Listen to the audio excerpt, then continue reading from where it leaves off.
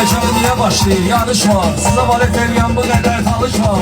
Hamdi damızı azdı həm qafiyə. Şəhriyarda Google'da axtarış var. Şəhriyarda Google'da axtarış var. Elli gəlmə güdən üstümə. Bu dəqiqə boymu ölsərəm qamış var. Bu dəqiqə boymu ölsərəm qamış var. Qamış ölsün boyuma deyirsən mənim.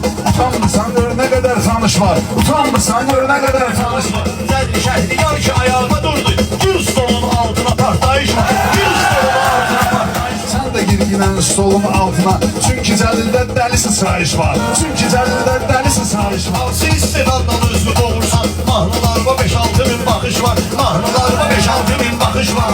Şəhriyar nə desə fikir vermiyorsun. Dəlxanadan əlində arayış var. Dəlxanadan əlində arayış var. Sən bu qədər şabaşı harda görmüsən? Çıxar inan zon tipi bir yağış var. Çıxar inan zon tipi bir yağış var. Şabaşı özünə səs vuracam finalda. Sağ olsun ki talışda anlayış var. Sağ olsun ki talışda anlayış var. Talışlardan ses istəyirsən. Puldan ötürü səmimi davranış var. Puldan ötürü səmimi davranış var. Güneşli'den ne mahnı yazmışsınız siz? Kemale'de bir de atışmamış var. Güneşli'den bir de atışmamış var.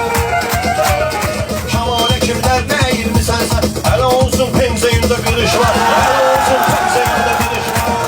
Kəlməyə başlayın. Bir tane Allah'a eğilmişəm ben. Ona göre de hayatımdan akış var. Ona göre de hayatımdan akış var. Allah pul arxasıysa qaçmısan. Millət elə bilir yaşın 60 var. Millət elə bilir yaşın 60 var.